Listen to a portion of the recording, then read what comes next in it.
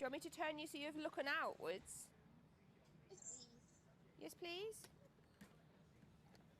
How about there? First time we came out with B, Jade said, it feels like I've been released from prison. Do you want these, Mrs? Definitely. Definitely. Right. Yeah. And she could say hello to everybody, people she hadn't seen for months. It's Hi, Jade. it's Jade. Oh. So you can talk to Jade through this. Hi, Katie. She's there. Hi.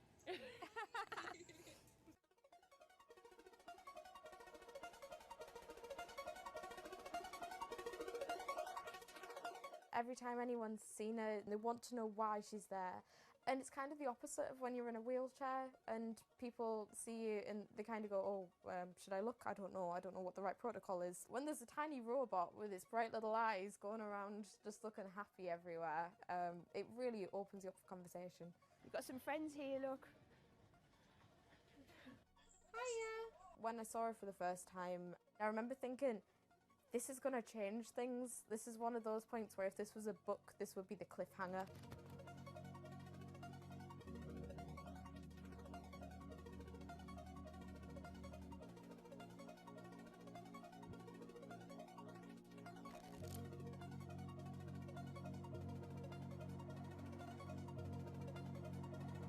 I have a condition called Ehlers-Danlos syndrome, which means that I have a lot of dislocations, there's a lot of pain, and a lot of seizures and whatnot. So I can end up on my own in my room for long periods of time.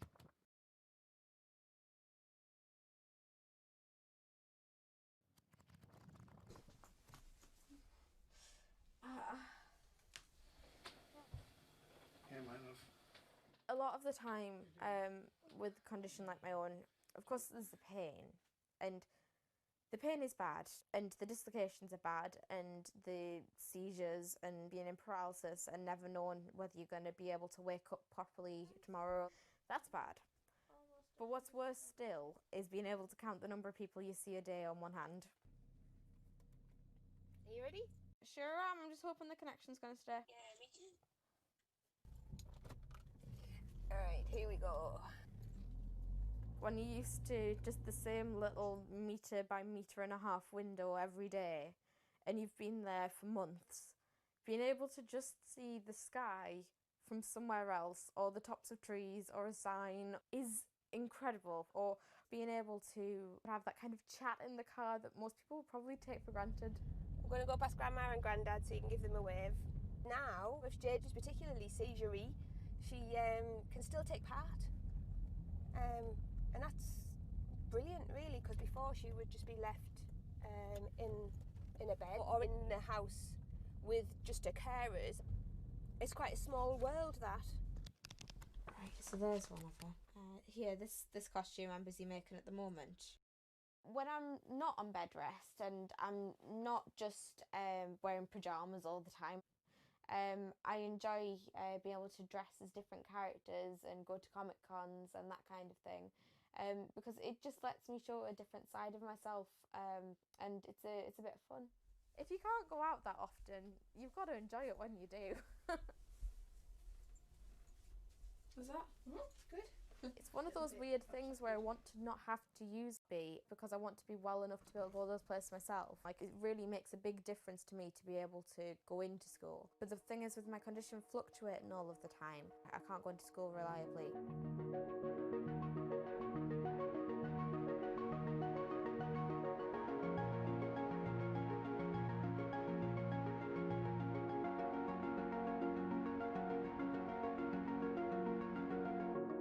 He's written it out bigger on the board, thank you.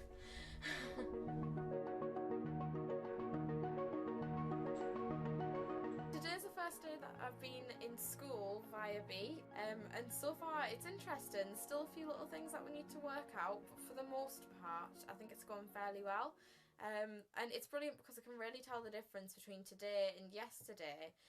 How yesterday I forced myself to go into school when I wasn't very well and I was really tired afterwards and ended up having loads of seizures, whereas today I've been able to do all of the work, I've been able to keep a clear head and not be ill, which means I'm able to be more focused on my schoolwork. So there is my first step of working, is to simplify root 8. The algebra test is next week. Now I'm trying to make friendships which I'll be able to maintain with B. Before that, I've ended up letting people down quite often. B gives me hope, yeah. She's just always there. And if I can't do something, she can. And if I need sort of assistance to be able to make commitments, then she's there, and she means that I feel like a more valuable person because I'm more reliable.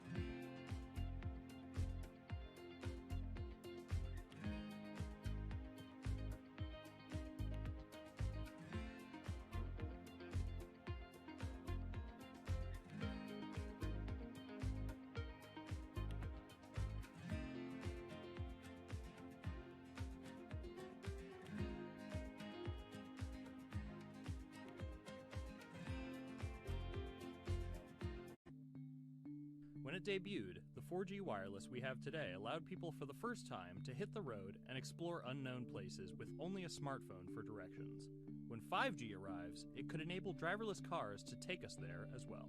5G stands for 5th generation mobile networks or wireless systems. It's insanely fast and can accommodate a lot more connected devices. But the reason it's being called revolutionary is because 5G will allow connected devices to speak to each other as well as people. Right now we're living in a world where really it's a one-way experience. That's Bloomberg tech reporter Ian King.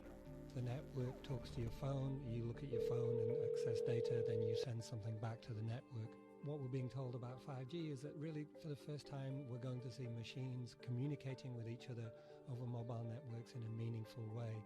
5G could end up being 100 times faster than what we have now, with speeds that could reach 20 gigabits per second.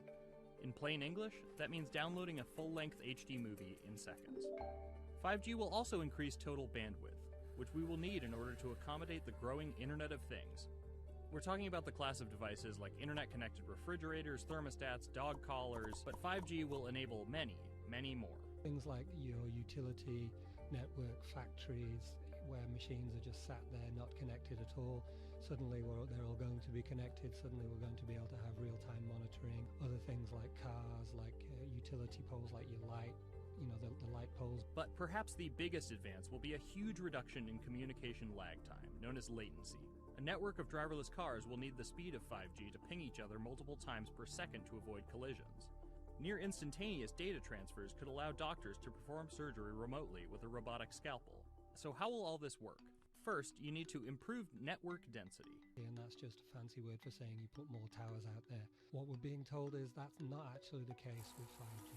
The idea is 5G will not only use the existing mobile spectrum, but also tap into higher frequencies called millimeter waves. Millimeter waves can carry more data, but only travel short distances. This may mean you'll see a lot more of these base stations around town. And the new towers may have as many as 100 antenna ports, compared to about a dozen on 4G cell towers. So when will we get 5G? Getting 5G ready is expected to cost providers $275 billion over 7 years in the US alone. Look for the first 5G service to pop up in big cities sometime in 2019.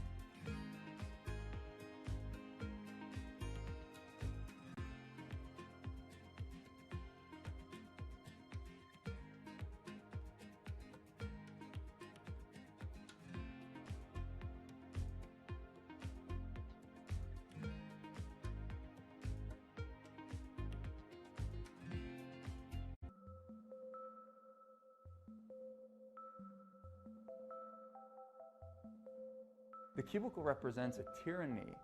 It confines your imagination, your thoughts, into a small physical area. Imagine pretty much every software engineer or finance person being able to, disconnect from their desk and look at holographic monitors on a beach and doing their work from there. That's not going to be science fiction. It's the modern office place. Silicon Valley is all about building the future.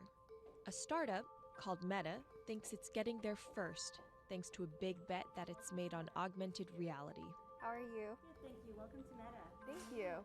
call it a 360-degree office, where you can spatialize your thoughts as part of your workflow for education, architecture, design, engineering, etc. People often mix up augmented reality with virtual reality. VR totally blocks your ability to see or hear the real world. AR overlays holograms onto what you already see. Meta has tried to make its version of the workspace feel familiar. You grab the hologram instead of using a controller or a mouse, and your brain already knows how to do it. In other words, we've designed an operating system that humanity has always known how to use. So you can see this eyeball, which is, by the way, photorealistic. You can see my hand is occluding the eyeball, and now the eyeball is occluding my hand, right? You see those two circles? They get small, and then they turn into this glowing white ball, and then I can move my hand around supernaturally. I can do this with two hands and rotate the thing. I can stretch it. I can throw it back right into the shelving system, and that's all you have to learn to become a modern worker. And to prove this, the employees at Meta have started to get rid of their computer monitors, trading them in for Meta's augmented reality headsets. Mayron thinks that in less than a decade, we'll all be just wearing strips of glass that can project holograms.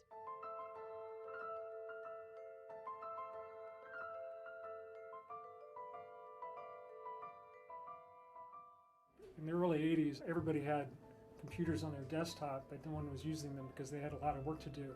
So they were still using typewriters.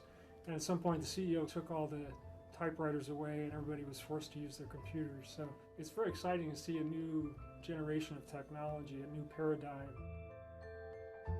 I consider us like pioneers in the holographic wild. I'm pulling up my browser with my hands and sending out emails to colleagues and just kind of really acclimating to the new environment.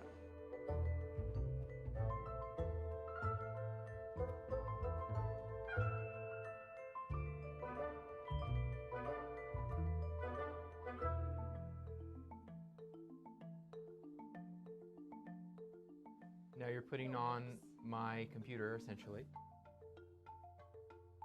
Our digital lives live on our phones. We have all of our pictures and notes and all these kinds of things. So, and why don't you write yourself a little sticky note? I like it. And go ahead and just take your fist right over the top of the sticky note and close your fist. And now... Oh, what? Meta's own transition to augmented reality has run into plenty of unexpected problems. And it's still going to be a while before you'll start to see these devices in your office. But I think it's a future worth waiting for. If we could see these holograms between us, we will have been able to share our work with one another more naturally, more efficiently, and more productively than ever before. Humanity will have evolved slightly.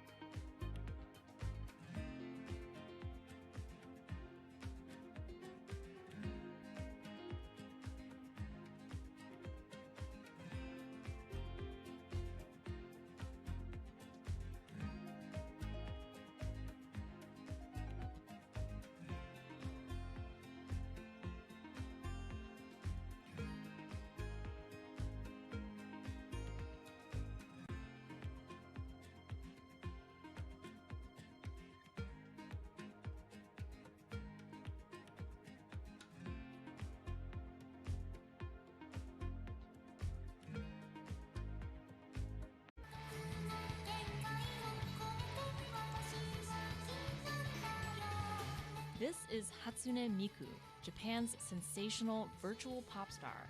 She's released over 100,000 songs in multiple languages and performed sold-out concerts around the world. Her image has appeared in games, on TV, in car races, and is even etched on the side of a Japanese space rocket. I came for Hatsune Miku, Carlos. She's Lady Gaga's favorite digital pop star and opened shows for her in the US 3 years ago. Tens of thousands of fans attended her exhibition and live shows near Tokyo recently. 理想のアイドルっていうと、どの曲でもミクはすごい綺麗に歌ってくれる。他没有缺点啊，没有任何让我们感到不开心的一些新闻。She's everything to everybody. That's probably why she's so popular. Miku's creator Hiroyuki Ito and his Sapporo-based company have been developing the virtual diva for over 10 years. 初音ミクとは、キャラクターとしてすごく、YouTube とかで検索すると、たくさんの初音ミクが出てくるんですけども、元々の、初音ミクのその原点は歌声を合成する、ソフトウェアなんです。Both the software and character are named Hatsune Miku, meaning the first sound of the future. Originally based on Yamaha's Vocaloid technology, Miku the software has a sound bank containing voice samples and a huge array of tools. You input the melody and lyrics, then Miku the character sings them.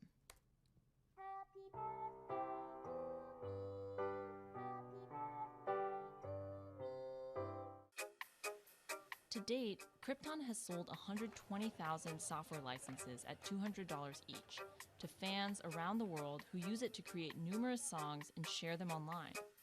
Some of the fan-created songs are chosen to be part of Miku's concerts, for which they're paid a royalty fee. もともと初音ミクっていう存在自体がボトムアップって言いますか、中にはアマチュアクリエイターじゃなくて今もうすでにプロになって活躍している方もいらっしゃるんですけども。The company also has other revenue streams. It makes money from merchandising, licensing deals, and concert ticket sales. According to the real-life musicians who perform with Hatsune Miku, the virtual pop star is interesting and surprising. 今年で3年ぐらい、ちょうど3年ぐらいやってきて、ライブも数十本、数百本だったの。そういうことが演奏によって起こせるためのそういう器みたいな感じになっていて。初音ミクらしさって僕はあんまりない。初音ミクって何だってありっていうか。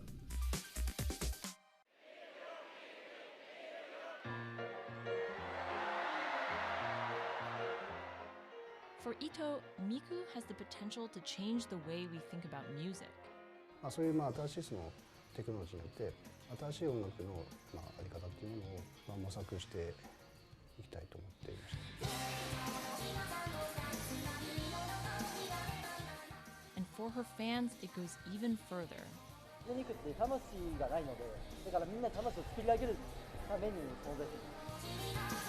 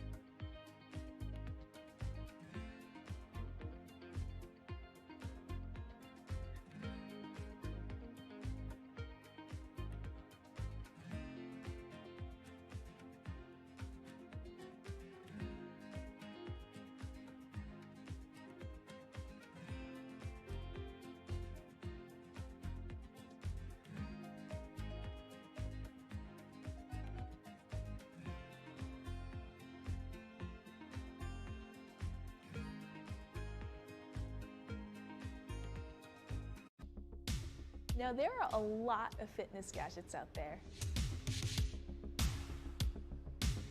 In my quest to get fit, I tested 17 of them over the last few months. At least one personal trainer I know was a little bit skeptical. Yeah, I've been watching these new technologies come to the market for almost as long as I've been a personal trainer. They're just tricks and tropes. They're not much different than the Bowflex machines or, to be honest, the original Jane Fonda workout video. But some of these gadgets that are just coming to the market do so much more than what they used to do, just tracking your activities. Out of all of them, this chest strap was my favorite. It comes with a robot coach that points to the future, one where you might not need a human trainer at all. And it works like this.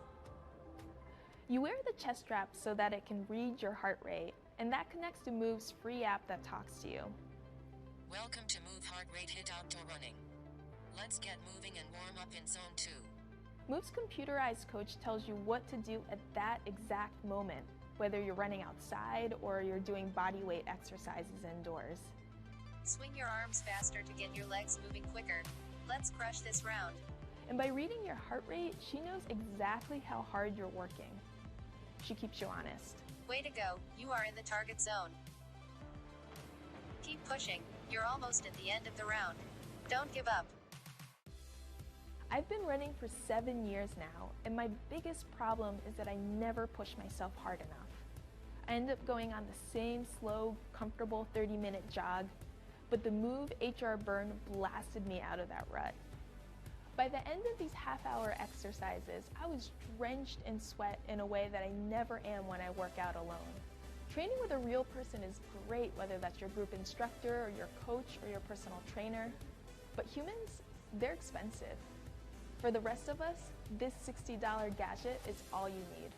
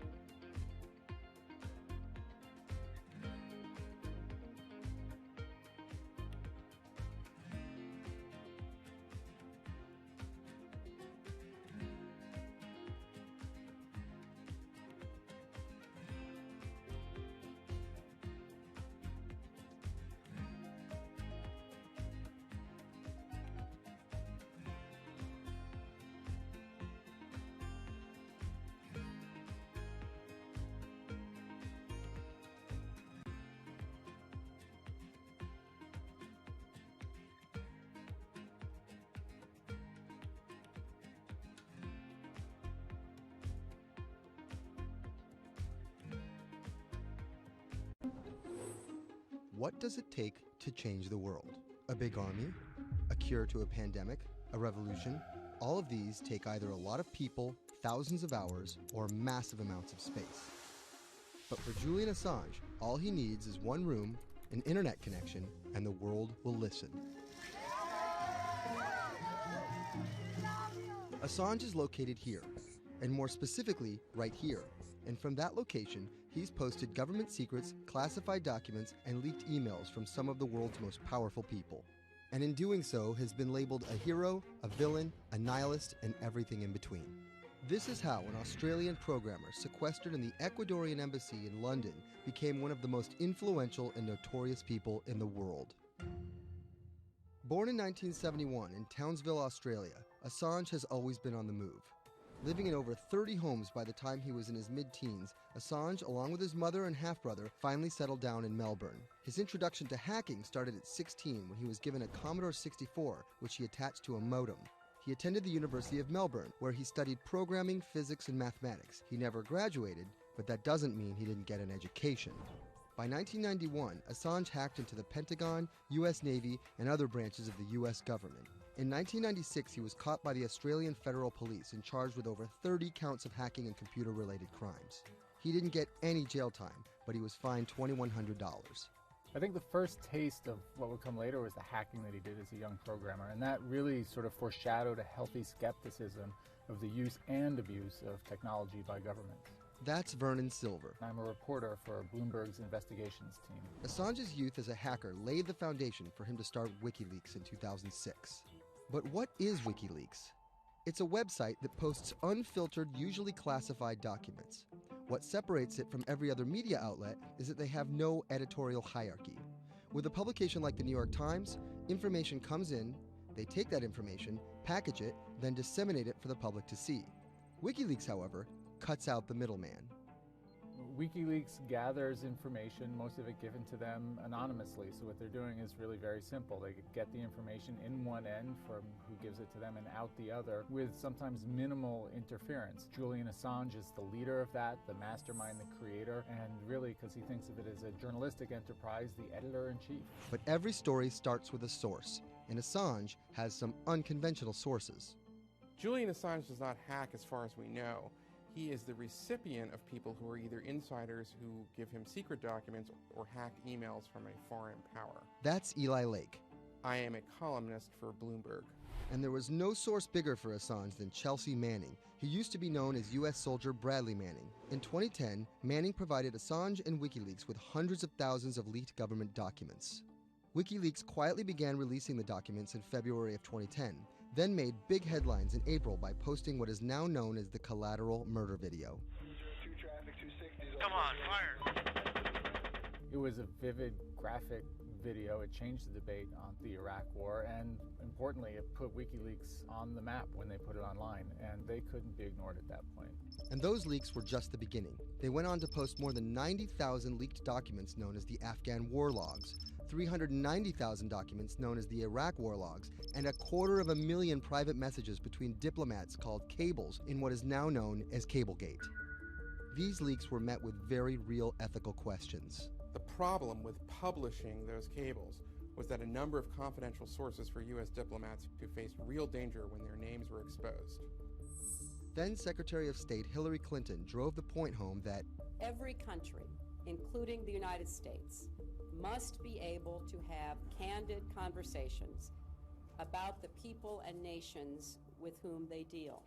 Shortly after Cablegate, the Swedish government issued an arrest warrant for Assange on allegations of rape and molestation. He claimed the allegations were fabricated to get him extradited to the United States, a claim the U.S. government denied. Either way, Assange's next move was to seek refuge in the Ecuadorian embassy, which really was the beginning of the new chapter in his life and what we're dealing with now, which is him being stuck in London. What was supposed to be an office in an embassy is now Assange's self-imposed prison to this very day. But that doesn't mean he's slowed down. Since being trapped at the embassy, WikiLeaks has released files about Guantanamo Bay prisoners, Syrian political figures, and the draft to the Trans-Pacific Partnership. And then came the 2016 U.S. election. Thousands of leaked emails showed Democratic Party officials possibly plotting against Bernie Sanders in his race against Hillary Clinton. Over the course of 68 days, WikiLeaks released 20,000 confidential Democratic National Committee emails. In terms of the presidential race, if you look right here, when Assange released the first batch of emails, Trump actually takes his first lead against Clinton. I think we've had enough of the Clintons, in all fairness. Don't you think? Once WikiLeaks started exposing secrets of the Democratic Party, Julian Assange became a hero to many on the right. Public opinion kind of flip-flopped. WikiLeaks. From the emails, we now know Hillary Clinton's campaign manager makes risotto, and also how the DNC squashed Bernie Sanders' campaign. One thing we don't know is who gave Assange the stolen emails in the first place. Many leading Democrats say they suspect it was the Russians. They released an analysis from a private cybersecurity firm that had said it was the Russians. But Assange claims our source is not the Russian government, and it is not a state party. So this is where we stand today. The public still doesn't know who provided the emails to WikiLeaks. Meanwhile, Assange is still running WikiLeaks and still releasing documents. In March 2017, he started publishing documents from the CIA's Center for Cyber Intelligence called Vault 7. The CIA, the agency charged with finding and keeping our top secrets, can't keep its own secrets. As long as Assange has a connection to the world, no government secret will be too far from exposure. Julian Assange is still in the embassy. Maybe he'll leave, maybe he won't. Kind of regardless, his work has been done. He's changed the way people think about their governments, about their own secrets, about their own hackability, and really the world has changed because of him.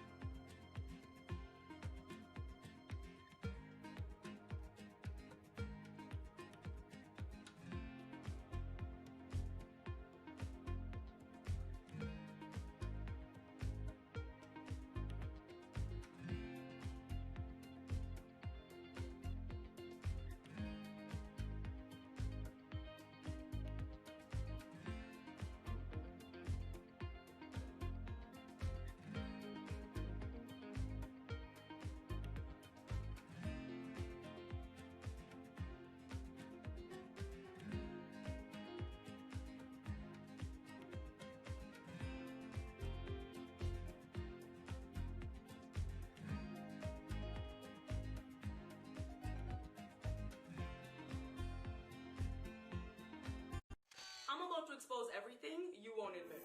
And action! This entire video is based on a true story.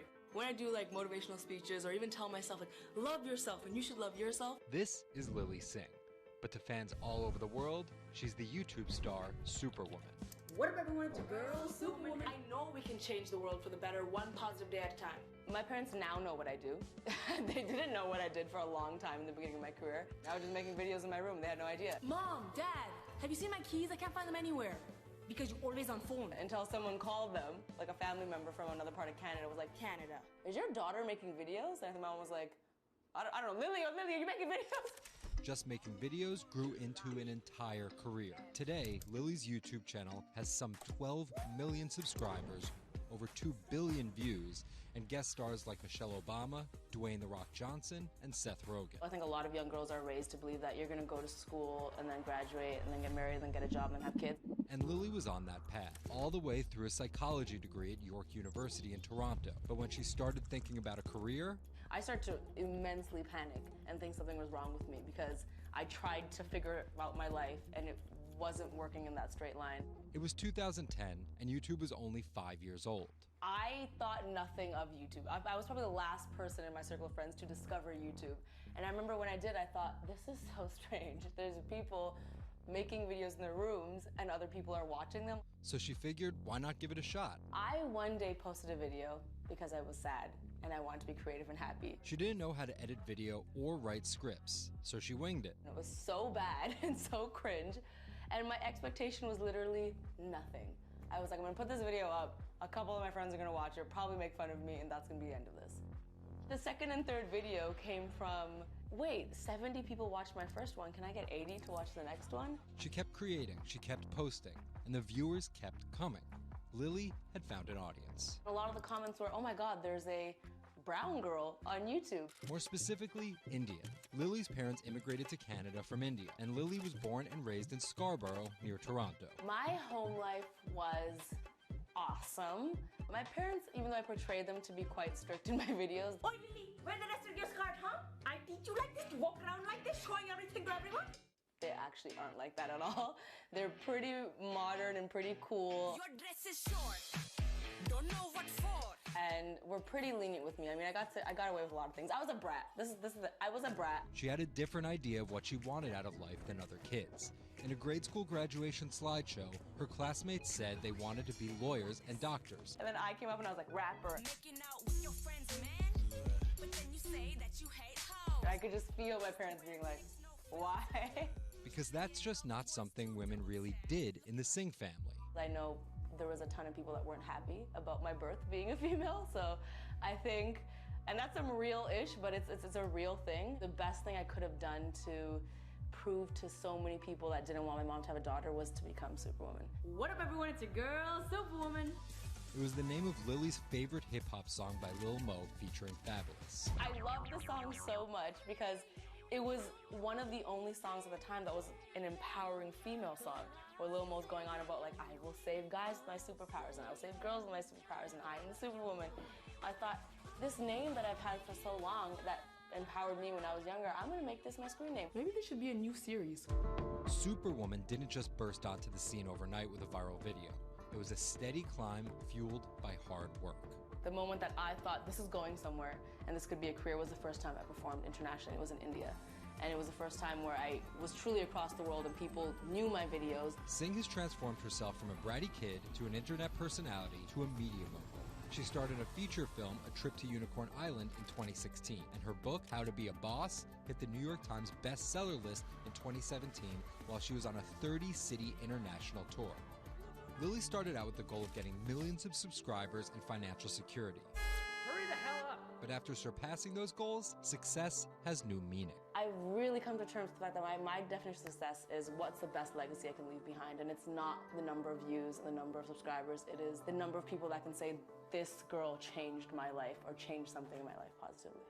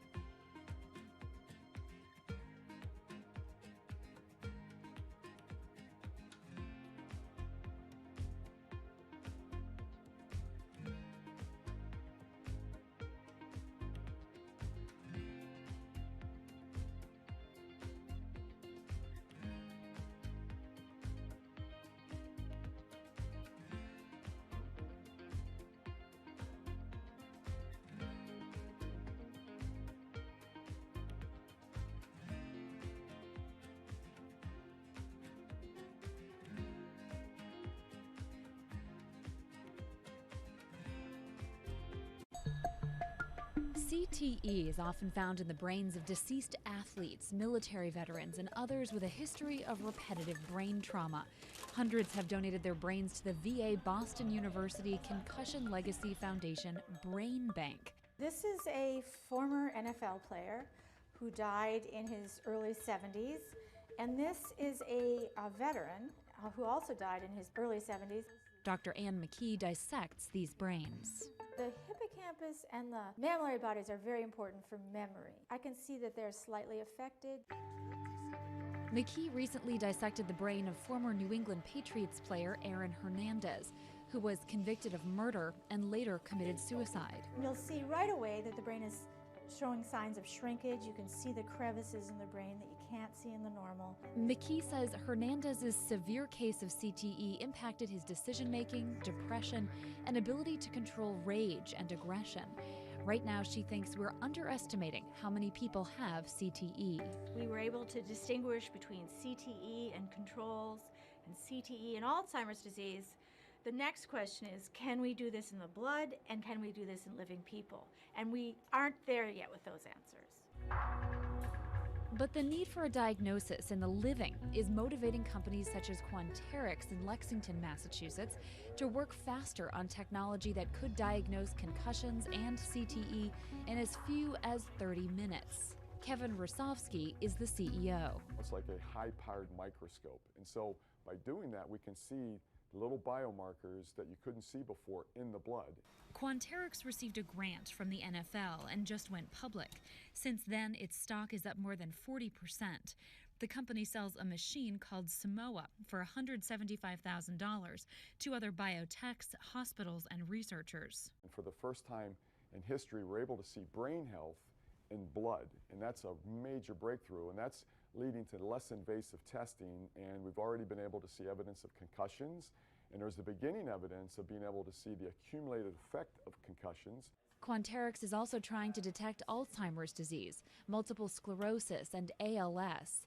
Rosovsky says he thinks diagnosing concussions will be easier than diagnosing CTE. Diagnosing CT in the living probably is a couple years away.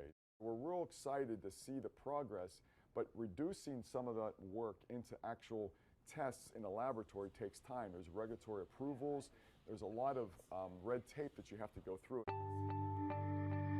Also in this race to diagnose CTE in the blood are Athlon Medical and Exosome Sciences.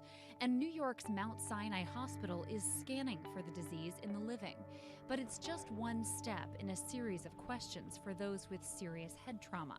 There's still no cure for CTE.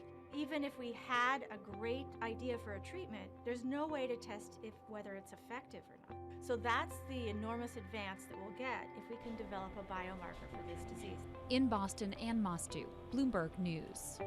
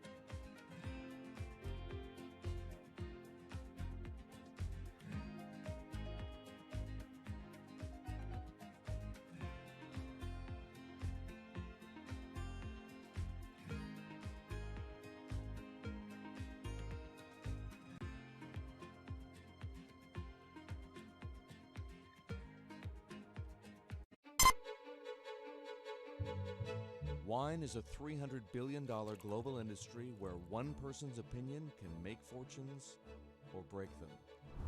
That's because of this man, Robert Parker, and his newsletter, The Wine Advocate. For 3 decades, he dominated as the world's most influential wine critic.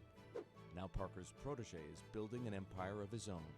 Antonio Galloni runs Venice. Antonio, tell me, what are you trying to build at Venice?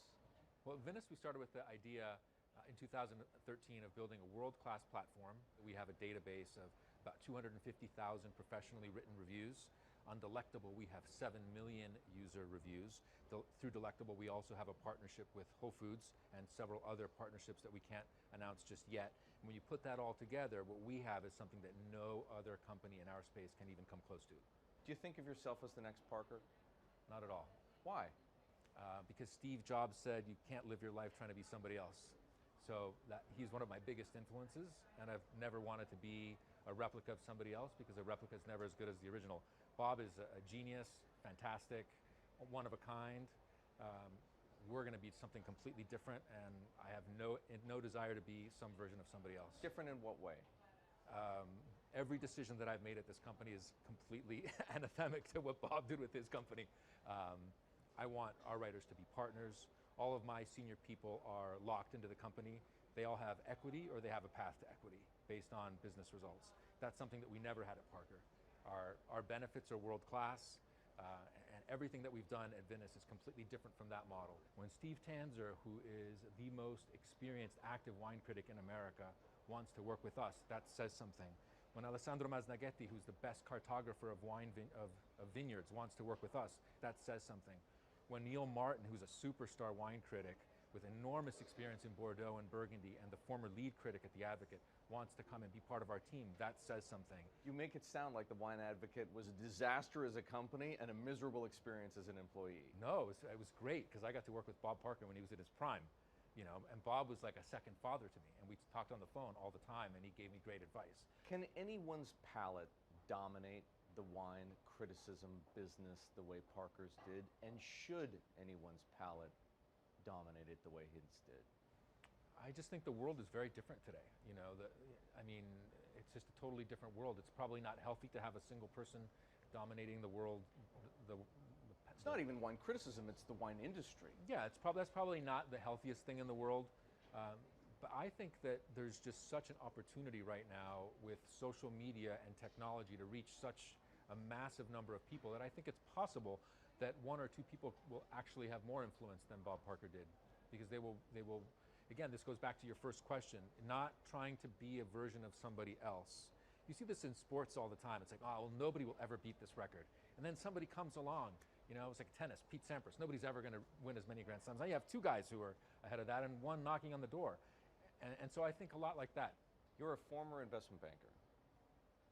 How does that inform and influence what you're doing and what you've done? My generation has had to deal with a lot more challenges. That's why I think we're actually much better poised for the future. My first job in finance, the first thing that happened was long-term capital, 1998.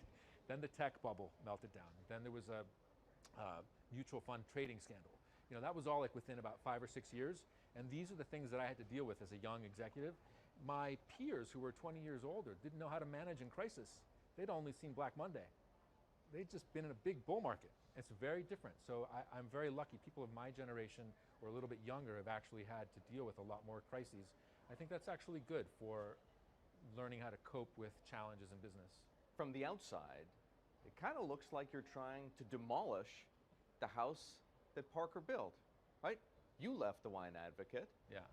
You merged with one of his chief rivals. Yeah. And you just hired his successor, Neil Martin. Mm-hmm. So are you? I think what that says is that all the best people want to work at our company. And that's really what we strive to create starting in 2013. We wanted to create a world-class company that would attract the best-in-class talent, and not just on the content side, on the technology side, on the digital side, our office, and at every level, what we're trying to, we only hire superstars, and we're looking for those superstars.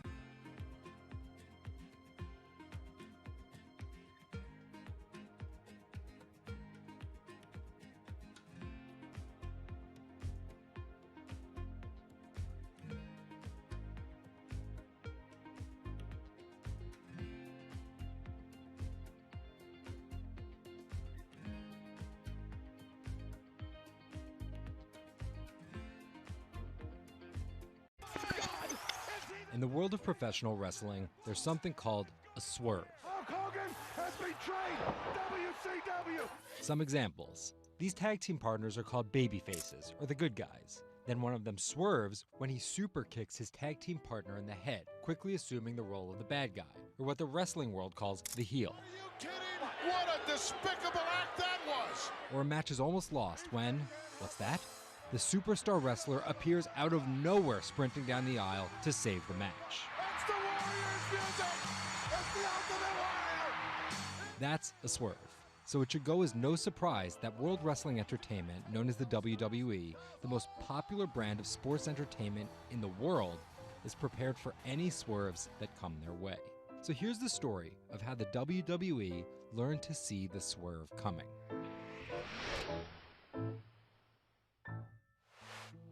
So I spoke to Bloomberg reporters Felix Gillette. I'm a writer for Bloomberg News for the global business team.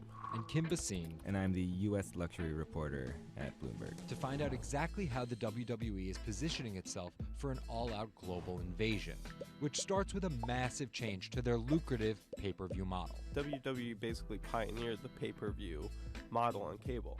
I remember as a kid, when the pay-per-view events came up, all of our friends would scramble around and try and get one of the parents to pay for it. But in 2014, they took a huge risk. They saw a little bit sooner than some of the other entertainment brands that where this whole thing was moving was away from cable and satellite television and towards on-demand streaming video apps. They made this risky decision, in essence cannibalizing that pay-per-view model, which they had essentially built. And after some early turbulence, it's working. Roughly 1.5 million people are paying $9.99 a month for the WWE app, making it the 5th most popular streaming OTT service. This adapt-or-die approach is in the WWE's DNA. Over the past 30 years, the company always seems to think 2 steps ahead. In the early 90s, WWE was at its most threatened when Ted Turner took them on with WCW, which stands for World Championship Wrestling. And back then, the WCW was winning the ratings war.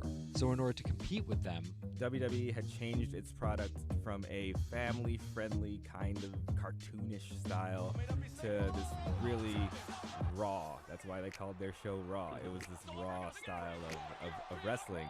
With violent, outrageous, reality-inspired plot lines and aggressive personas. From a 16-foot ladder! And they won that fight against Ted Turner, and they bought WCW.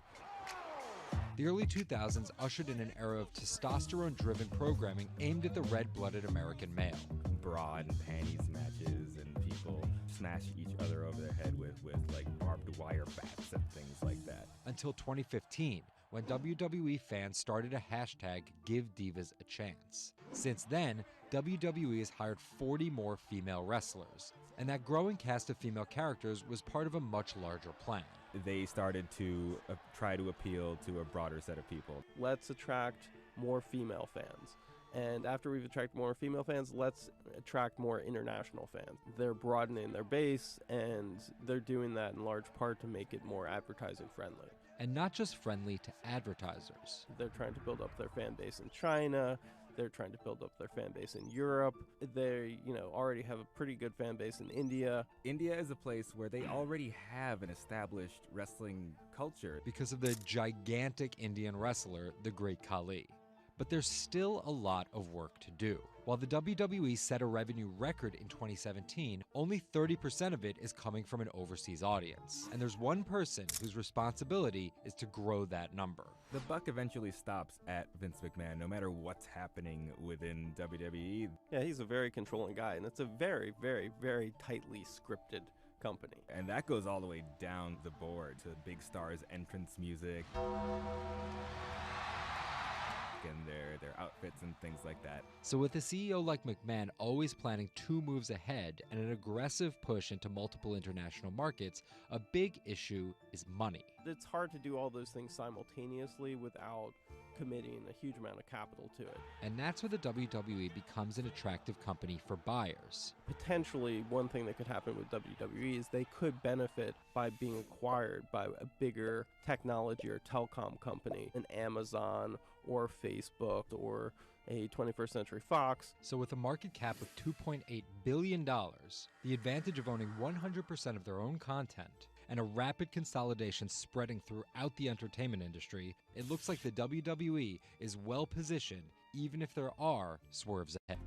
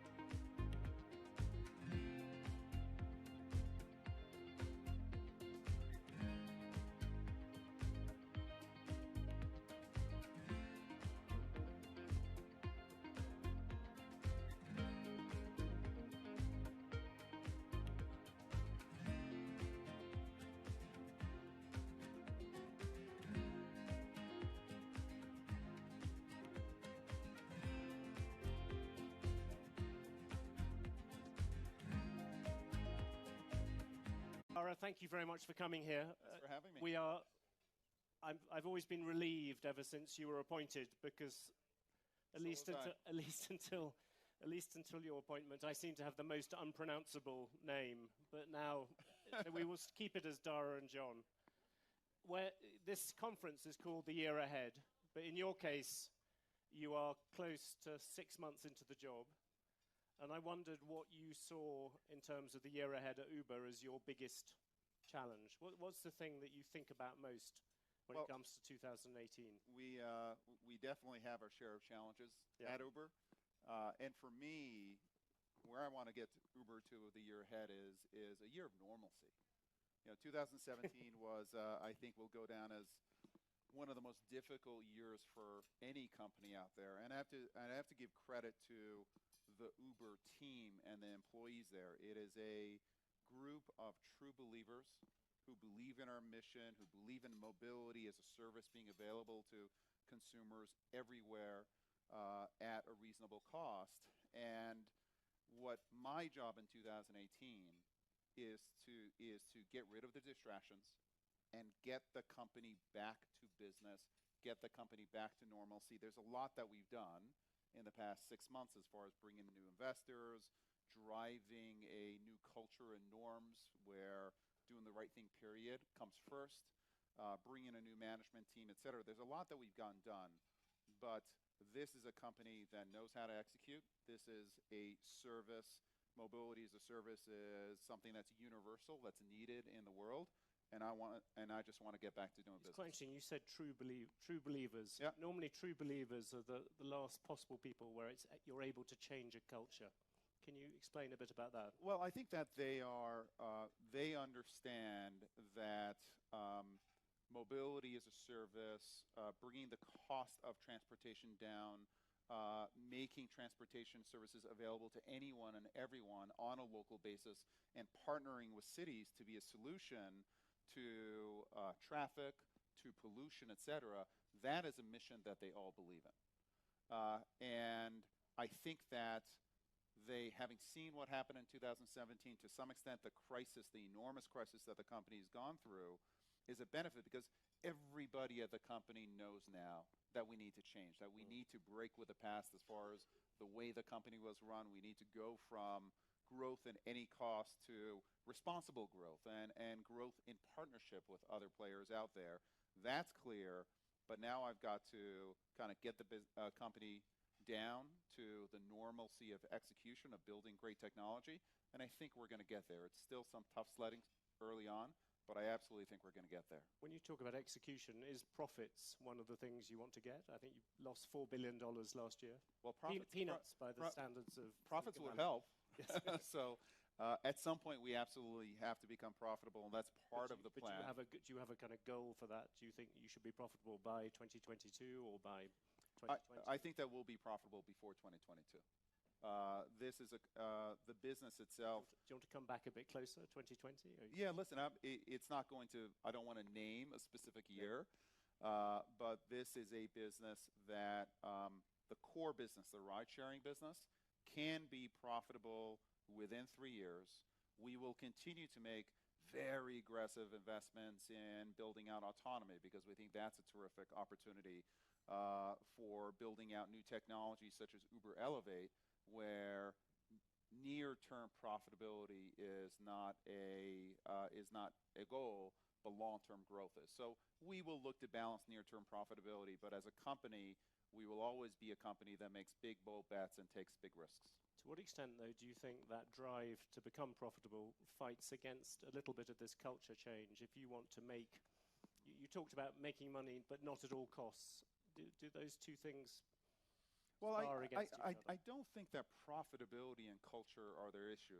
It's the company in the past was willing to make trade-offs as it related to how it did business, and I think was guilty of hubris, was guilty of thinking that they knew better than others, and I think that what we know now clearly is that breakneck growth can hide cultural issues, that there are no excuses for not doing the right thing, and that you do have to make trade-offs. And as a management team, we're specifically talking about those trade-offs that you have to make. We have to be a little more patient sometimes because working with governments, regulators, etc., sometimes takes longer, but in the end, you build a more lasting business. And so maybe what we went through was necessary, but we're here. We can control our actions from this moment onwards, and I think everyone at Uber from this moment onwards wants to build a great company, not only in terms of growth, but in terms of the kind of company anyone would want to work at. Can I ask you one thing which you have got as sort of hangover from last year, which is all the regulatory problems, and particularly all the cases against you? I think there are 6 criminal probes or whatever going on. The lawyers are lining up outside the door. Which one do you sort of think? Which one do you fear most? I suppose out of these different things. Listen, I think that all of them are serious issues, and my response is that we're going to be transparent and we're going to take responsibility for our actions in the past.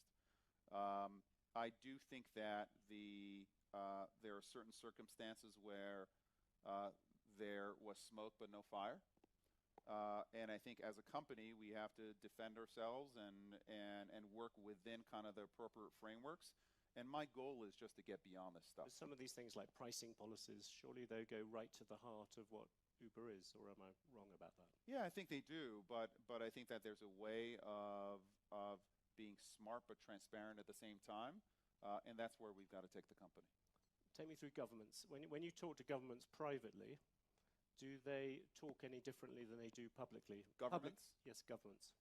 I think that they are honestly a bit relieved with how we are engaging with them, because I think that the engagement is now real. I think they feel like we're out there, we're genuine because we've learned our lessons of the past, and I do think that we can take, for example, the data that we have in terms of traffic and in terms of movement of our drivers and riders, and we can use that data to partner up with cities in order to solve congestion issues, because congestion doesn't help anyone. It wastes enormous amounts of time for consumers. It hurts the environment. And I think that we are aligned with cities, for example, to partner with them in a fundamental way to solve these problems. And I do think that when these are conversations that a number of regulators and cities have wanted to have with us for many years, and I think we are really engaging with them at a depth that I think is going to create a real win-win going forward. Do you think you were too confrontational on this before? Yeah, I do. I think that the company was pushing growth. And listen, any innovator, to some extent, the innovation is about questioning past kind of present practices. It's about breaking things, the Facebook breaking things. We just went a step and a half too far. And what I want to keep, hopefully, is the best of both worlds, which is this spirit of innovation, the spirit of can-do, et cetera, but the responsibility of partnership. We don't know better than you. We're actually going to work with you, of actually having dialogue and respect for our city partners, for regulators, and then continuing to take risks and continuing to do daring things. And I think we can accomplish that. Imagine this audience here is a collection of mayors or a collection of city officials, and you want to depict, this is the Year Ahead conference, depict what the years ahead in this thing are going to be like. How far is driverless cars going to go? You talked just a few days ago about the idea of there being flying cars in 10 years' time. Can you just give a description of what you think transport is going to look like? Well, I think that we think there are three keys to transport and where the industry is going: autonomous, electric, and shared. And I think all three are necessary in order to get to the next level of city planning, et cetera. There are many cities where up to a fifth of the space taken in these cities is taken by parking and storing these cars. And so I do think that you need autonomous, you need electric, and you need shared. And I do think it's going to take some time. True autonomy for every single use case is some ways away. What we bring to bear is our developing autonomy, and we will have autonomous cars on the road, I believe, within the next 18 months, not as a kind of a test case, but as a real case out there.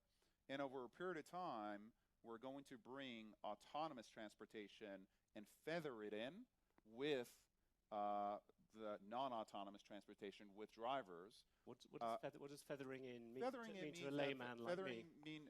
Crashing. Yeah, feathering in means if you're, for example, in Phoenix, and you make a request to go from A to B, which is what you do with Uber, there will be 95% of cases where we may not have everything mapped perfectly, or the weather may not be the right weather, or there may be an accident on the road, or you may not have 2 or 3 ways of getting from A to B, where you may say, you know what, that's not an autonomous use case. We're going to send a driver to pick that person up. For 5% of cases, everything is going to fall into place. And we will send an autonomous car. The user will be able to pick, do you want, there's an autonomous car, yes or no? And we'll be able to service that A for B. That 5% is going to go to 10 and 15 and 20 as our computers and our algorithms learn more and more about what it takes to drive in a city in a real life situation. And every minute of every day, that driver, that computer is going to get better and know Phoenix better and better and better. And in 5 years, we'll have the perfect driver in Phoenix. We will have to retrain that driver in every single city. We're going to have to build out 3D maps of these cities. And it will take time, but over a period of time, you essentially have a driver who becomes the perfect driver. It'll take 10 to 15 years, but that's the feathering in that I'm talking about. And will a child born today, will they ever need to learn how to drive? A child born today? No, I don't think so. So within sort of 20 years from now, we will... I don't think so. Listen, I hear some groans. And also, listen, I heard a couple of groans. 1.3 million people die from car crashes every year. 1.3 million people die from car crashes every year. That doesn't count an estimated 20 to 50 million people that are injured. Okay, this is actually a public safety issue. If you look at cars, 96% of cars, 96% of time, cars are sitting there not being used. It is a huge amount of pollution that's caused by these cars being in the road, and a huge amount of wasted time. So the safety is there. Electrification is absolutely key, and sharing these platforms is going to allow us to be much safer and also put our assets where they add value. But it's quite interesting because when you first came in, I remember you sounding somewhat more skeptical about self-driving cars. You've been converted. Is that a? The choir has spoken, and I'm listening. It's pretty exciting technology out there. But again, it will be a hybrid technology for some period of time. What about flying cars? That came as a slight surprise. Yes, that's a great project that we're working on. It's called Uber Elevate. And it is actually about battery technology. It would have helped a lot of people here. I know. I wish that I was available. We'll launch it here if we can. But battery technology is allowing us to have multiple rotors on planes, or helicopters, if you want to call them that.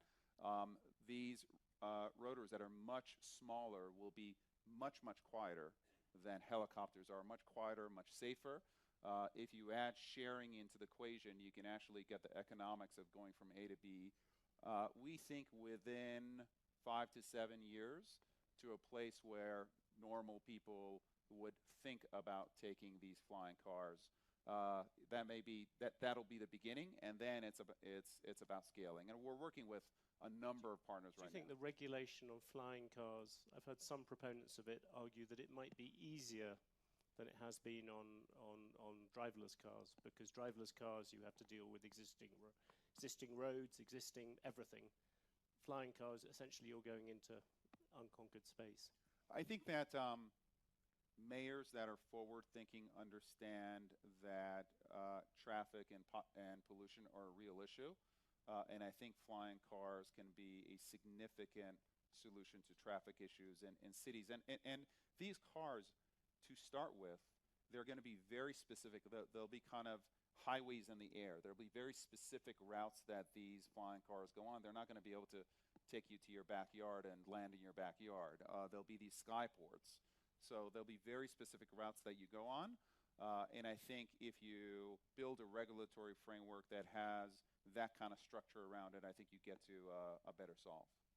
Can I drag you back somewhat reluctantly back to the real world? But you have Rajiv Misra, who came in with you from SoftBank. Yes. He's going to become a director. Last week he said that Uber should focus on repairing its market share in the US and on key European markets rather than going to new ones. Do you agree with that? Is that the way you look at Uber? I think one of the fundamental strengths of Uber is the global scope that we have. This is you had that motto, everywhere. What's it? Everywhere for everyone. Yeah, everywhere for everyone. Do you want to make it some places for some people? No, we like the everywhere for everyone. It's much sexier than some places for some people. That's telling me. Just not interesting. I do think seriously, though, the global scope that our company brings is important. Our being able to build technology that we can amortize essentially everywhere in the world is hard, but it is part of the fundamental value that we introduce. So I would look at Uber very much as a global brand. That said, we're going to look at all opportunities, but at this point we are leaning forward, and 2018 for us is going to be very much a lean forward year for the company.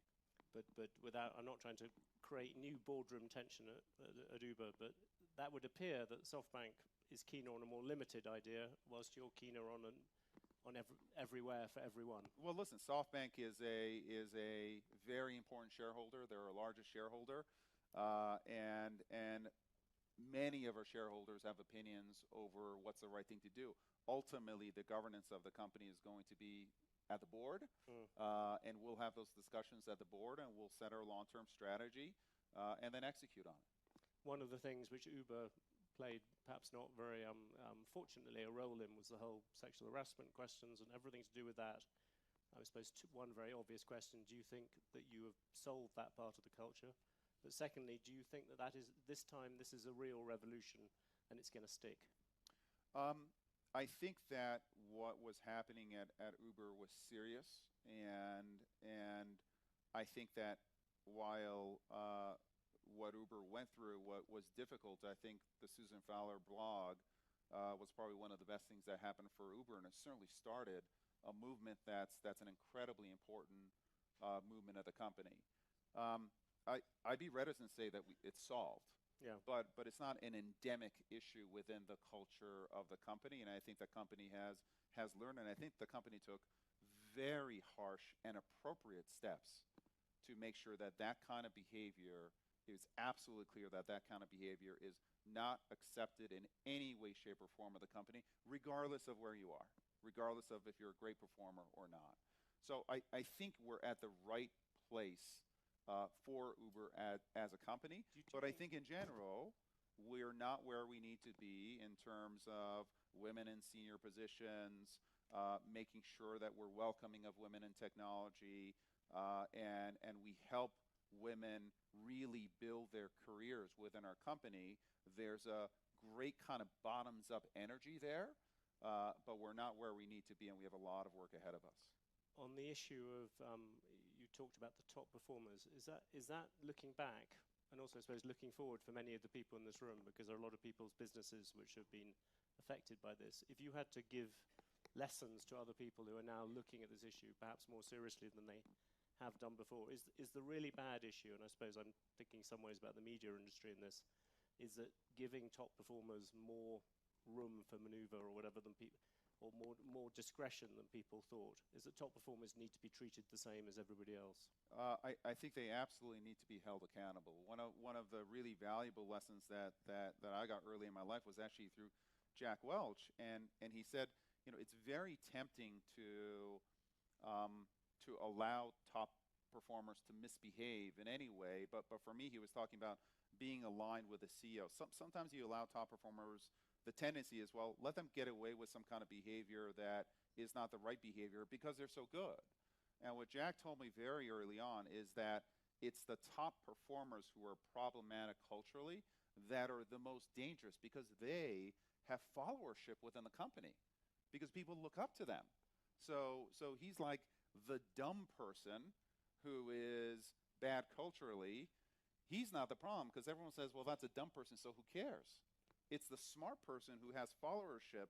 So it is incredibly important for the top performers to actually be held to account more radically than anyone else, because they're the ones who have followership at the company, and they have to set the example. So for me personally, that has absolutely guided how I've managed. Expedia was a company that had, excellent cultural values, and one of the first things we did at Uber was to go out and reset our cultural values, and we call them norms, because to me, it's not just these values that you put on the wall and kind of people stare at and it's all nice.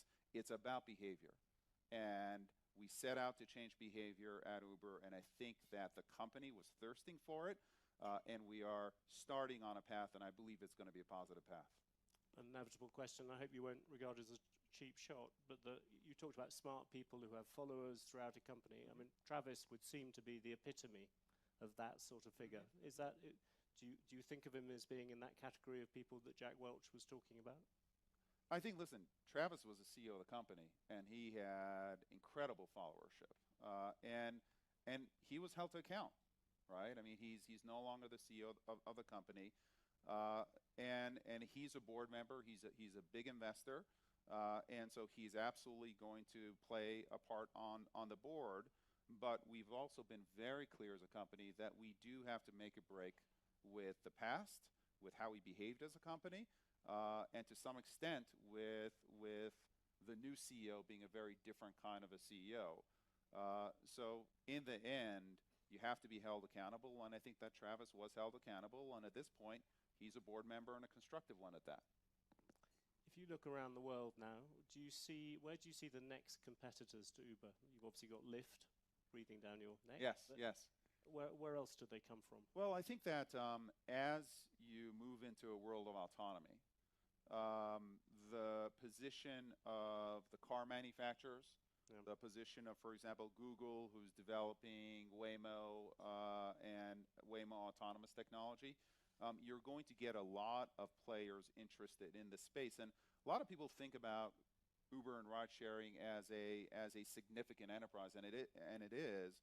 But the fact is that we account for less than 1% of miles driven on the road now. When autonomy comes in, that number over the next 10 years is going to be closer, I believe, to 15 to 20%. So because we're not yet a true alternative to car ownership, and I believe that as you bring autonomous and you bring the price of mobility down and make it available to everybody, everywhere, then we become a real alternative to car ownership, and that really opens up the market for us, but it also opens us up to many more competitors. And is Google at the forefront of those competitors at the moment? Google is one of many. I think that they've developed very strong autonomous technology, but what we think, which is exceptional, is having autonomous technology and the network under one roof, which allows us to use autonomous in a very practical way, nearer than you think.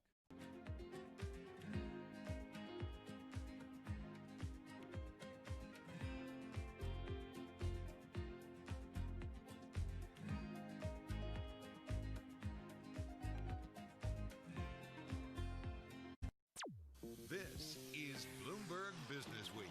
Insight from the reporters and editors who bring you America's most trusted business magazine.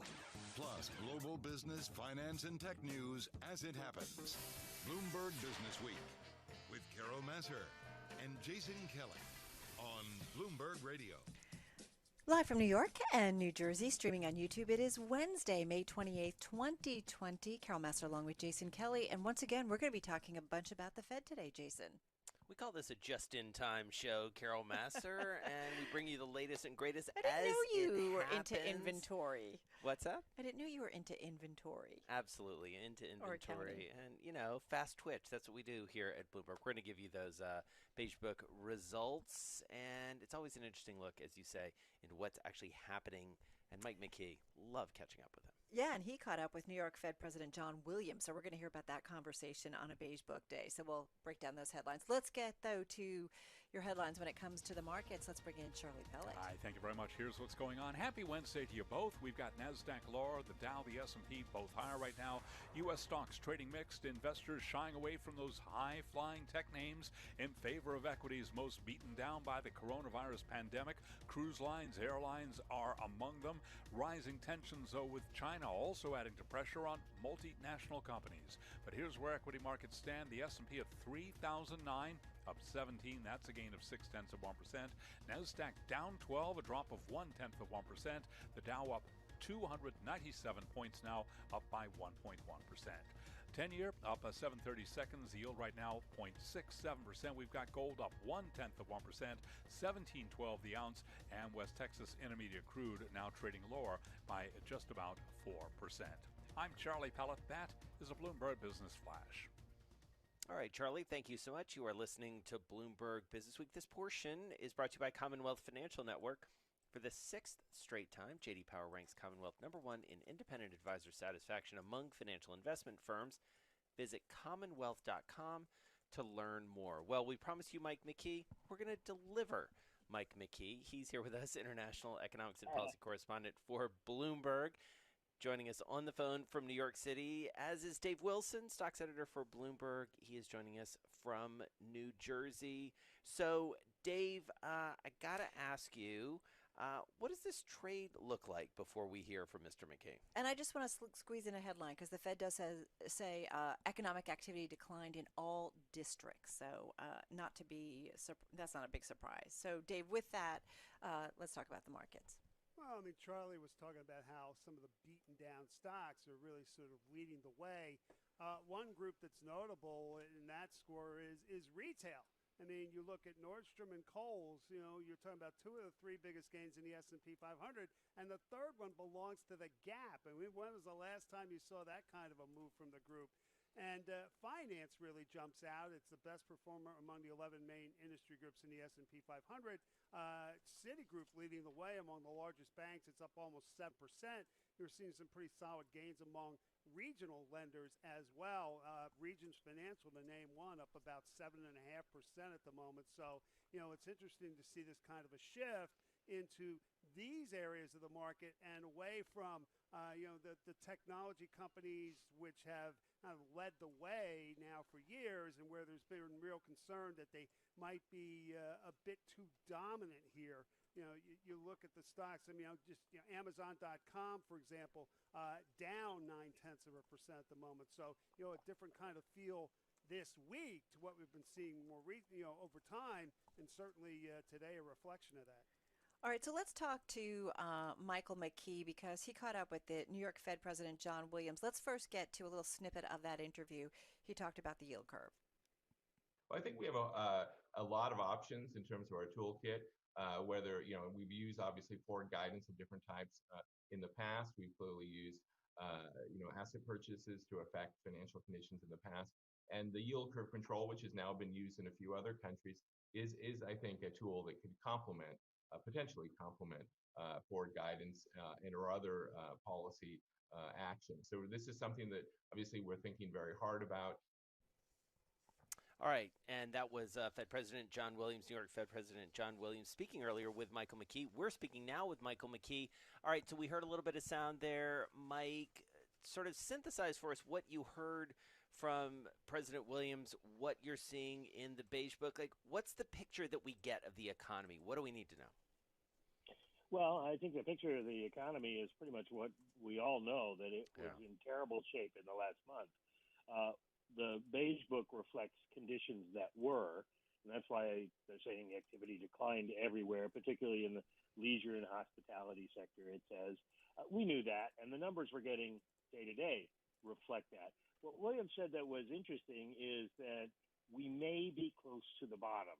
He caveated that, saying it's very hard to tell these days, but maybe May, June is the trough, and then we start to go up again. And he said he thought we would see a pretty significant rebound in the second half of the year. So a little more optimism than we've heard from some of the other Fed people that we've spoken to recently about where things are going.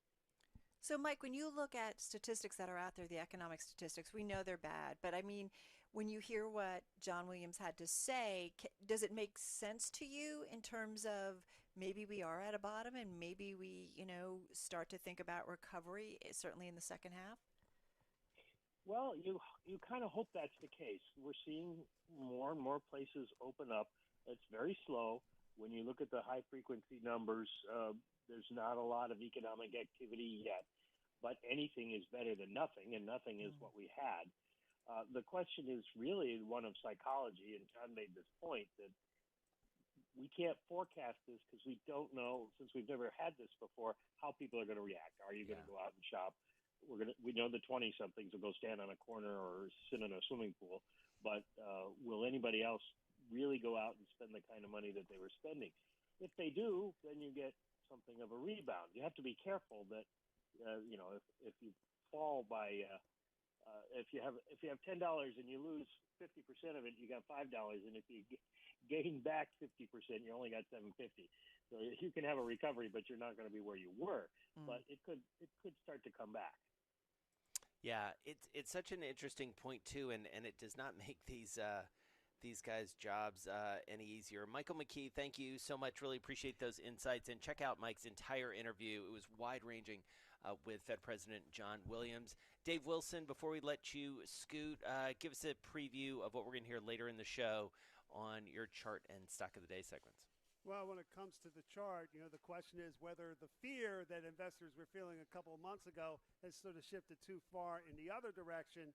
And as far as the stock of the day goes, what happens when people expect a takeover and don't get one? That's what we'll be talking about. Ooh, that's good stuff. Right. Good teases. All right, looking forward to that. I do want to mention a headline too. The Huawei CFO failing to persuade a Canadian judge to end extradition proceedings, so that will keep her under house arrest in Vancouver as the fight against U.S. efforts to prosecute her moves forward. So moving ahead. So that's kind of interesting with the increased U.S.-China tensions that are already out there, right? Well, and Huawei has been in the midst of that from the beginning and such a key player in all those. Speaking of tech, that's a big story today and one we're going to talk about later with Sarah Fryer. Twitter, there's a little bit of tech, a little bit of politics in that one. That's a WOA story. That's totally Twitter going head-to-head with President Trump. Speaking of POTUS, Josh Green out with another great story. It's in the magazine. It's about Trump's mission to lure black voters. He is definitely looking ahead to November. It's also a big day for space exploration and SpaceX and Elon Musk. We're going to check in with Ashley Vance. That takeoff expected later on today. And then we've got HPQ earnings after the closing bell. Yeah, so a lot to get to, and we're going to round out the show with the governor of Connecticut, Ned Lamont. All right, let's quickly do the Bloomberg Business Week bite of the day. One number that tells us a lot. Today's number, Carol, is 83. Looking west for this one. Right, 83 years ago today. Check this out. The Golden Gate Bridge officially opened 83 years ago. After 5 years of construction, the span that connects the city of San Francisco to Marin County, California, was open to pedestrians on May 27th, 1937. At the time, that 4,200-foot span was the longest suspension bridge in the world, and about 200,000 pedestrians crossed it on its first day. It's your second favorite thing in San Francisco after avocado toast. In any case. All right. True. Much more to come. First, let's get to Bob Moon. He's got world and national headlines. Hey, Bob. Jason, thank you. The House of Representatives delayed consideration of a bill to extend surveillance warrants in national security cases in light of President Trump's veto threat to take up a measure that is bipartisan, that is, censure of China for human rights violations. Bloomberg's Irv Chapman reports from Washington. Democrat Brad Sherman denounced the mistreatment of China's Uyghur minority. The goal of this inhumane campaign is clear: to erase all evidence of their unique language, culture, history, and religion. It is horrific. Republican Michael McCall. These ethnic minorities have been rounded up and forced into concentration camps where they are brainwashed with state propaganda. They live under a complete Orwellian surveillance program. The suppression of Hong Kong gave additional impetus, as did China's initial denial of coronavirus. In Washington, Irv Chapman, Bloomberg Radio. The House of Representatives delaying consideration of a bill to extend surveillance warrants, and with thunder threatening a delay, 2 NASA astronauts have made their way to the launch pad for the liftoff of a SpaceX rocket ship this afternoon on a history-making flight to the International Space Station, seen as a giant leap forward for the booming business of commercial space travel. Space veterans Doug Hurley and Bob Behnken are scheduled to ride into orbit aboard the brand-new Dragon capsule on top of a Falcon 9 rocket, lifting off at 4:33 p.m. Florida time. Global News 24 hours a day on air and on Quick Take by Bloomberg. I'm Bob Moon.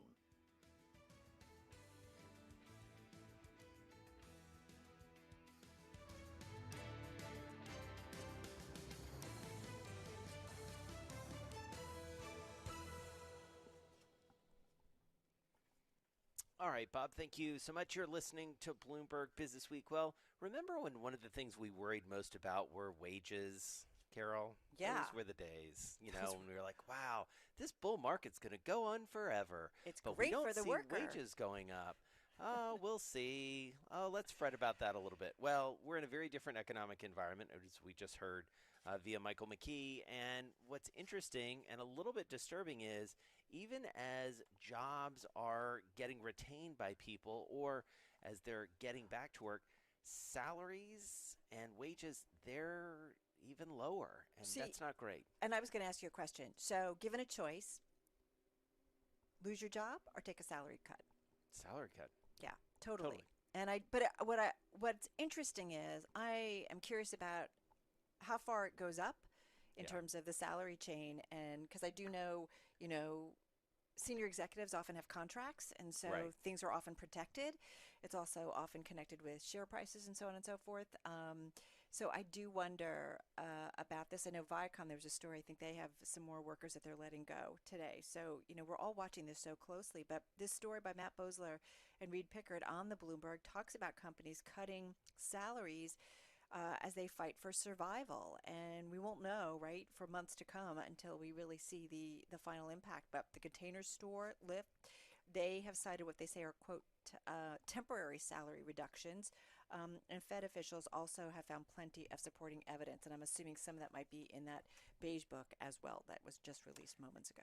Yeah, it's a disturbing trend for sure, because costs don't seem to be going down. And if you want a real economic rebound, you need people to spend money. And if they have less, even if those still employed have less money to spend, they're going to be hesitant to go out and really get this economy going. So it's something. Cut salaries, cut a dividend. What's your call?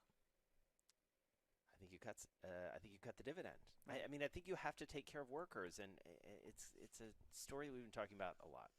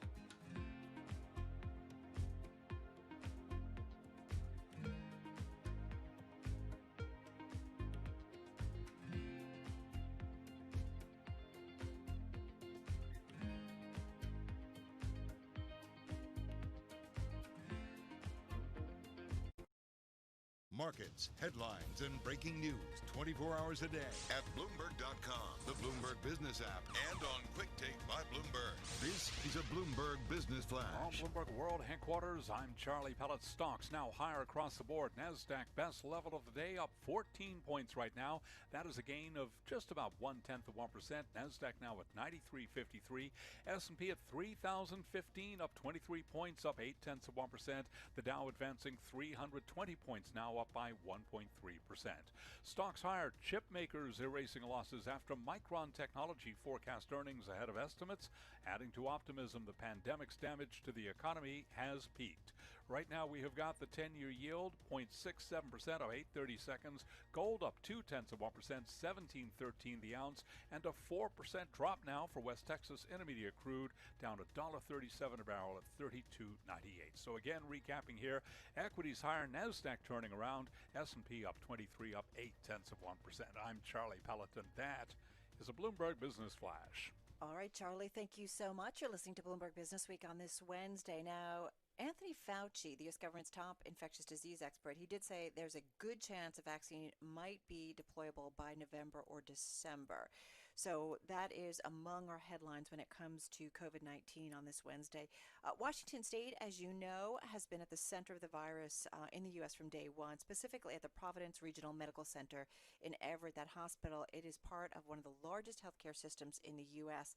Let's talk about the virus and where we are. Dr. Joanne Roberts is Chief Quality Officer at Providence St. Joseph Health. She joins us on the phone from Renton, Washington. Dr. Roberts, nice to have you here with Jason and myself.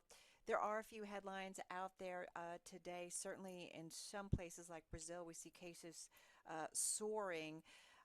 Tell us about what you think is the most important in terms of where we are with the pandemic. Well, thanks so much, Carol. As far as where I think we are with the spread of the pandemic, and I think by and large, most of our country has done really well in physical distancing and masking and other areas. I think we all know the challenges of bringing our country together around this. I think we in healthcare are looking to early to mid-June to see what the effects are of the opening up that we really saw this Memorial Day, because everything that we do today will show up 2 or 3 weeks later in our hospitals when people get sick and start coming in. And we're watching that closely day by day. And so, Dr. Roberts, as Carol said at the top, you guys were the first to see cases here in the United States. What have you learned about treatment? What have you learned about this disease that may be useful to those of us who weren't on the front end as much? Yeah, I think what we're seeing in the mass media is borne out with us locally as well. We just this morning had a discussion of the use of remdesivir. As you know, that's being released more and more through Gilead. And we believe we have enough doses on hand to treat all of our patients that we currently have. It's not a magic bullet. It doesn't preclude any of the things that we all need to do around masking and social distancing. But it does seem to at least lower the length of stay in our hospitals. And we are expecting more reports out soon. Hopefully that remdesivir will actually improve the mortality rates and decrease the number of deaths. But it's just one piece of a bigger story that continues to evolve week by week. And how soon will we really know the efficacy of remdesivir? Is it weeks? Is it months? Like, what's the timeline there? I think, like I said, I think every week we see more science being released, more studies being completed. I think within the next 2 to 3 weeks, we'll see more of the story around remdesivir, as well as other agents that are in the pipeline. Is a second wave a given? Yes, it is. I think we believe there's no doubt that a second wave will come. We don't know when it will come.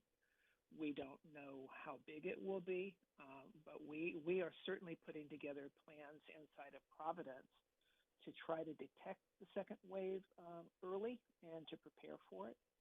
As you know, in the 1918 flu pandemic, it was the second wave that was the big killer. 5 times as many people died in the second wave as in the first wave. And so we're not out of the woods yet. We're in a breathing space where we can all get ready for the next wave. So what's the science behind that a second wave is more deadly? And would that necessarily be the case with this virus? We don't know. We're in a position of not knowing what the second wave will look like. I wouldn't say I don't think any of us expect the second wave will be worse, but we have to prepare as if it could be worse. And so what do you do to prepare as someone at a hospital and thinking about society? And I know you guys have been really good about advising the local authorities there, and I know that you and your colleagues have been advising a lot of folks across the country. What are you telling them from a public policy perspective to do to mute the effect of the second wave? Well, I think we've all learned a lot from the first wave, so we're not starting with no knowledge. Now we're starting with a lot of knowledge on how we do work together. And I think our local, states, and even national governments, along with healthcare systems, have really come together and are cooperating in extremely positive ways. I think the next wave, we won't see this full close down of society and closing down all other care like we did during the first wave. I think it will be a much more nuanced response. Well, that's interesting, because I do wonder, if and when, or it sounds like when, we start to see an uptick in cases, I do wonder if the one thing we've learned is that kind of lockdown, or at least protecting those more vulnerable populations very quickly, will make a difference. Yes, I think so. And remember, the reason we locked down much of the healthcare system in the first wave was because we didn't have enough protective equipment for our caregivers. We're doing much better. The whole country's doing much better with that. So I think that won't be a barrier the next time quite so badly. Yeah, it's going to be really interesting to see obviously what that looks like and what the response is, especially now that I feel like we're both, from a medical and an economic perspective, much more sensitive to all of these elements. All right, stick with us. Dr. Joanne Roberts, please, Chief Quality Officer at Providence St. Joseph Health. On the other side of this, we're going to come back and maybe talk a little vaccines, talk a little bit about how this opening up is really playing out, because it depends on where you are in many ways, Carol, and I wonder what she's saying. One of the conversations we had yesterday, it's Manhattan versus the rest of the country. Yeah. in large ways. All right, you're listening to Bloomberg Business Week, and this is Bloomberg Radio.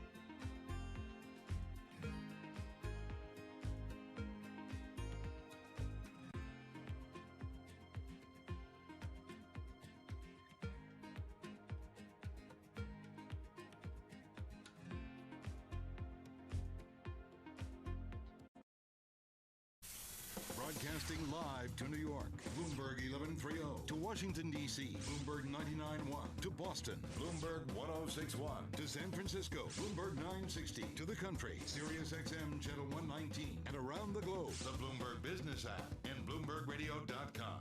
This is Bloomberg Business Week. We're going to continue our conversation with Dr. Joanne Roberts over at Providence St. Joseph Health. On the front lines very much of this virus, a lot to learn, and eager to get back to that conversation with her, Carol. Yeah, absolutely. All right, let's get back there to your top business stories and another update on the trading day. Here's once again Charlie Powell. Thank you very much, Carol Masser. Happy Wednesday once again to you both. The Dow, the S&P, Nasdaq, they're all advancing right now. Nasdaq turning around green on the screen on this Fed Wednesday. Federal Reserve says the coronavirus deeply damaged the U.S. economy in recent weeks with, quote, steep job losses and business closures. In its Beige Book report, the central bank said, quote, economic activity declined in all districts, falling sharply in most, reflecting disruptions associated with the COVID-19 pandemic. Speaking of which, Boeing has unveiled the first and deepest of its planned job cuts, saying it will notify 6,700 employees in the U.S. this week that their positions will be eliminated. The Walt Disney Company planning to be more cautious than other theme park operators in reopening attractions, saying it will take extra time to build trust with customers. The company plans to begin admitting guests back to its parks in Florida in mid-July.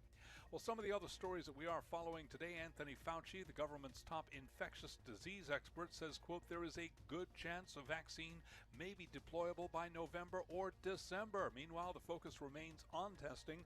Lauren Saar is an assistant professor of emergency medicine at Johns Hopkins Bloomberg School of Public Health. She was interviewed this morning on Bloomberg Television. It's always good when you start to see the positivity rate in the testing that you're doing going down, which we are seeing. The WHO would like to see, roughly 5% positive of all the cases, of all the tests that you're being done, or less. Less is always better. And we are seeing stocks higher across the board, as I mentioned. The Johns Hopkins Bloomberg School of Public Health is supported by Michael R. Bloomberg, founder of Bloomberg LP and Bloomberg Philanthropies. Shares of some of the most beaten down companies are advancing today, among them cruise line stocks. We've got Carnival Cruise Lines up now by 5.2%, Royal Caribbean up by 7.5%, Norwegian Cruise Lines is pushing higher now, up by 6.5%. Nasdaq's up 9, up 0.1%, S&P up 22, up 0.8%, the Dow up 323, up by 1.3%, 10-year yield 0.67%, gold up 0.1%, 17.12 the ounce, and crude oil now dropping by 4.8%, down $1.63 a barrel, 32.70. I'm Charlie Pellet. That is a Bloomberg Business Flash. Thanks so much, Charlie. Well, let's continue our conversation with Dr. Joanne Roberts, Chief Quality Officer at Providence St. Joseph Health, joining us on the phone from Washington State. So, Dr. Roberts, we talked a little bit about remdesivir. That's obviously a therapeutic. We hear about antibody tests. We hear about vaccines. What's the thing we need to know at this point? What's the most important thing for our listening audience to understand about the medical side of this, and especially in light of sort of getting us back to some semblance of normal? Yeah, I think it's a great question, Jason. I think our next big challenge is continuing to make sure we have enough testing capacity. Still testing for evidence of acute infection. And as one of your other sources that you just featured said, looking to have enough tests to show that our communities have things under relative control when our tests show fewer than 5% of people testing positive. The more tests we have, we expect to see more negative results, which will be a good thing. We're still working with partial knowledge on just how sick our communities are. So that's step number one. Go ahead. No. Please finish. Step two, I think, is the therapies that are emerging, and that they will continue to emerge through the summer. And I think step three then is vaccines that Dr. Fauci mentioned today. And we would all hope for vaccines to be available by the end of this year. I think we don't expect that, but, hope is a good thing. Yeah, I'll take hope. That's for sure. Hey, what's interesting, though, Dr. Roberts, is we talk so much about testing. Everybody does. Testing, tracing, right? This is key to it. I'm a little confused. Like, what do you tell society? Should Jason and I be tested? Should everybody be tested so that we have a really clear picture about who's had it, who hasn't had it? Because I think there's some concerns that as you do more testing, right, you do hope that there's more negatives, but that there's maybe also indications that more people have had it. So tell us a little bit more about kind of what we as society, what's our responsibility in improving the testing that needs to be done to get a better control of this pandemic? Thanks for asking. That's a great question, Carol. And maybe if I could divide this into three ways of testing. So we have three strategies of testing going forward. Number one is individuals being acutely infected, and that's what we've been doing so far, and we're still doing that.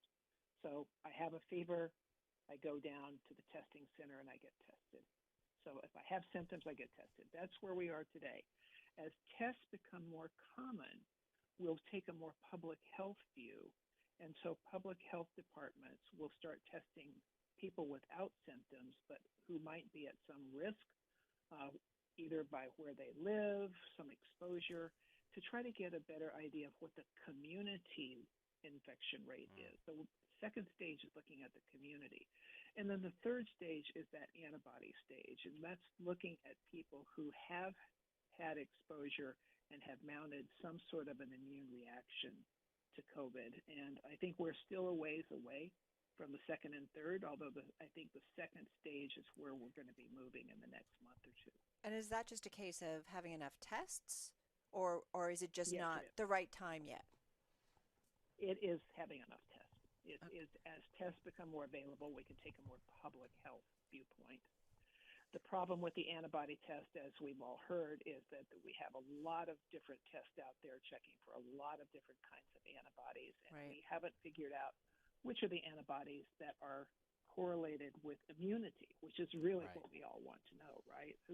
Am I immune after I'd had an episode of COVID? Yeah, it's interesting. That's such a great point, and a great point to end on. Dr. Joanne Roberts, Chief Quality Officer of Providence St. Joseph Health, joining us on the phone from Washington State. That last point is so critical. I had a conversation with my sons today about this idea of like, oh, well, so-and-so has the antibodies. And one of them was like, all right, so what does that mean? Are we sure that that means immunity? And the answer that I said was, I don't know. And by the way, that's exactly what Dr. Roberts just said, is we don't know what it means. Didn't one of our reporters do a whole story about, yes. right? That's what she did. It was antibody, wasn't it? It was antibody. Yeah. What she found was that you got different results. I think what Dr. Roberts also was problematic too. Also problematic. But what Dr. Roberts was saying is, even if you find out you have the antibodies, you're not even sure you're immune. So that's a really big leap that I think we're all taking in a very optimistic way, but we don't know. And that's why the vaccine ultimately is going to be the thing in many ways. That was a great discussion. Really good. Appreciate that. Really good. Check that out later if you missed any of it on our podcast. In the meantime, let's get to Bob Moon. He's got your world of national headlines. And thank you very much, Jason. Black leaders in Minneapolis are urging young protesters to stand down in their demonstrations today after last night's protest against the death during arrest of George Floyd turned violent. Spike Moss, co-founder of Freedom Now, said leaders have noted the swift response by police and city officials to condemn the actions of police. For the first time in the history of black people in Minnesota, 4 white males were fired for doing wrong to our people. That's a long time when you deal with decades. Elon Musk, SpaceX, is angling to become the first U.S. company to join an elite club of government space powers with the know-how and wealth to blast humans into orbit. While that's uncharted territory, what comes next will be far more difficult. Musk is trying to turn such voyages into a sustainable business that supports a thriving space colony. The launch is set for today at 4:33 Florida time. The astronauts are already on the pad. Global news, 24 hours a day, on air and on Quick Take by Bloomberg. Powered by more than 2,700 journalists and analysts in more than 120 countries. I'm Bob Moon. Bloomberg Business Week, Jason Kelly and Carol Masser. And Carol, I want to talk about Disney, Can we talk about Disney World for a second? We can talk about So Disney. Bob Chapek made the rounds, including to Bloomberg Television today, giving an interview to Emily Chang and David basically Weston, saying too. The two of them talked to him. Yeah. baby steps in terms of opening, but I think it's sort of a big deal. July, mid-July, you're going to see Walt Disney World open. But he's much more cautious, certainly, than Universal. And what he told them specifically is we're different. We've got a different model. We operate differently. And so, they're going to take a little bit more time. So, yeah, it's mid-July, but I think safe to say they're going to watch and see what happens with Universal. Yes. Because they are very different theme parks. And I guess they'll wait to see. They're larger. They're more complex. This is what Chapek said on the interview on Bloomberg TV. He says Disney opens a little later than others. We open up with not as many people inside our parks, but we do that on purpose because we want to build that trust in this new environment. He was asked a lot of questions about their reopenings over in Asia. Yes. And how it's going. Yeah, well, and I think they obviously are taking a lot of learnings from that. I mean, they do know, I think, that demand will be extraordinary, and we've talked about this on this program before. People love Disney World. They plan for years to go. So in a normal time, there's pent-up demand. There's demand to do it. People are willing to put up with crowds. People are willing to put up with a lot to experience Disney in normal times. Correct. And so you wonder, and they will certainly test the limits of this, what people are willing to put up with. I mean, the good news is crowds are going to be lighter. We don't know what all the ramifications of all the cleaning and all the things are going to have to be, but a very different experience, but interesting, and I think ultimately good news. Right. They did say that they're pausing new hotel reservations and ticket sales so could focus on existing reservations. What's interesting is he said that they've got a different labor situation in Orlando than some of their competitors, and that's why, to some extent, they're approaching this very differently. And you do wonder, how do you have Snow White? Does she wear a mask? Does she not? Right. All of these characters that are out there, how do you approach it, and how do you make sure that your workers are safe as well as everybody that comes to the park? So time will tell. Yeah. But it is interesting to hear more specifics about these reopenings. This is Bloomberg.